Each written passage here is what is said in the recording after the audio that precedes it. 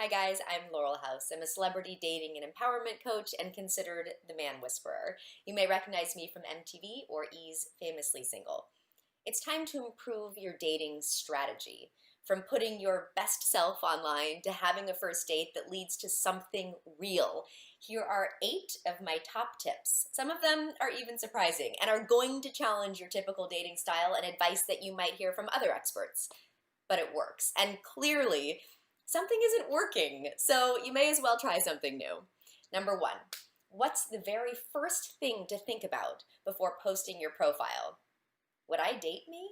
Yeah, that's the first thing you should think about. Take a look at yourself before looking for anyone else, because you attract how you act and who you are, not what you want. Before you go out relation shopping with this long list of needs and wants in someone else, turn that list on yourself. If you're looking for admiration, adoration, integrity, vulnerability, consistency, trust, communication, someone who is honest and confident and consistent, well, are you? You can't expect someone else to be something you're not. So take a look at you, work on you first, and then put it out there and you will attract it in. Number 2, when it comes to your written profile, what's the most important thing to think about? It's all about the details and descriptors. Instead of just describing yourself as fun, hardworking, interesting, choose more creative and accurate words that make you stand out, like quirky, effervescent, or I'm a self-proclaimed geek. In describing yourself and your activities, drop in a few details that actually paint a picture of who you are and make you memorable. So instead of saying that you like to work out and you go out to drinks with friends, maybe say, I run along Ocean Avenue 3 mornings a week, and I always stop and smell the roses, literally, especially the yellow ones. And when I go out for drinks, I'm a martini with gin, dirty, 5 olives kind of a girl. The point? To stand out and to create opportunities for connections and conversations. Number 3, when it comes to your profile pictures, what type of picture should you post? Your photos should be your visual biography. They are showing and telling who you are and expanding on your written profile. Your main photo should be headshot style, so that is chest and up, looking directly at the camera, smiling, maybe flirting a little bit, showing your face and what you really look like. Then you also want a full body shot. I'm not talking about a sexy mirror selfie. I'm talking about what you actually look like in normal clothing, an activity shot, a photo of you doing an activity that you love to do, and a photo of you on a date, which doesn't mean you're on a date with someone else. It's just you looking at the camera, maybe having a drink, and that is going to allow the other person to imagine being out with you. All right, number 4, how should you start a conversation online, and what should you say? Hey, looks like we have a lot in common. We should grab a drink or coffee. Is not a conversation. One of the great benefits of online dating is the opportunity to pre-qualify through conversation. And that starts with the very first icebreaker. So think about questions that would intrigue you. What would you actually want to answer? Probably not, hey, what's up? Or looks like we have a lot in common. Or even, how's your day? How about instead say, tell me one thing that made you smile today. But don't just ask the question. The strategy is ask, answer, ask again. So for example, in the what made you smile today, you're gonna say, so tell me one thing that made you smile today. As for me, it was waking up in a completely silent house, which does not happen very often. My 2-year-old son was still sleeping. I went downstairs, made a cup of coffee, and then went into my garden and watched a butterfly that had just emerged from its cocoon. Perfection. What about you? Or, quick, what does this emoji make you think about? First thing, and why? As for me, dot, dot, dot, dot, dot, and you're going to say it. Or, let's talk about the important things of life in life. Ketchup, mayo, or other, and why? Here's mine. What about you? Okay? Number 5, how many exchanges back and forth before getting offline and moving the conversation to the next phase of asking out? You want to have 4 substantive exchanges each. That is a total of 8 to build on the conversation. The first question, your starter question, is like the trunk of a tree. Each additional question builds out and up that tree. Don't lily pad, which is jumping from one topic to the next to the next. Like, what movies do you like? How was your weekend? So, you're a dating coach. That's interesting. not interesting. You want a real conversation. So if we go back to the tell me one thing that made you smile today that I had just said as my starter conversation, look at how many conversation starters are there in my answer. I mentioned that I have a child, that I had a silent house, that I loved the coffee and the butterflies. You might then ask me about my child, about my morning routine.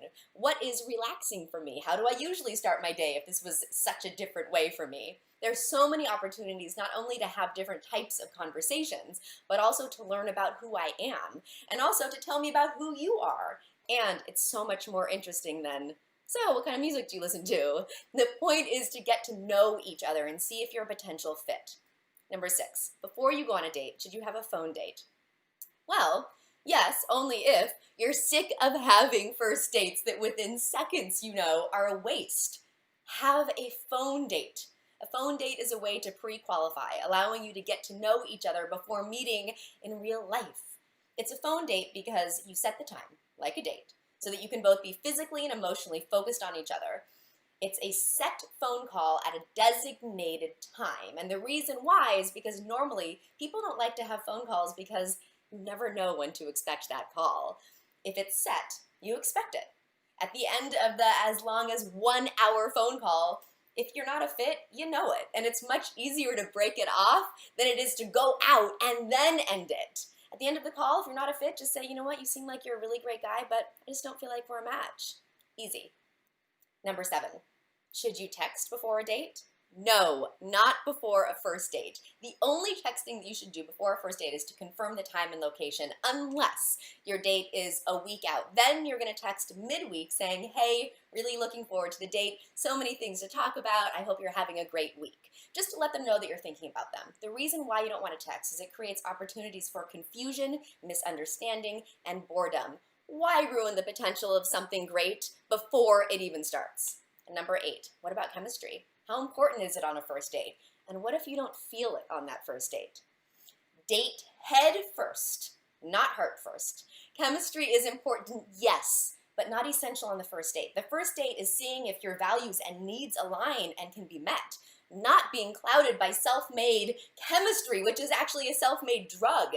Even if you don't feel it on the first date, you can end up having an amazing, very attraction-oriented relationship that's actually real and deep.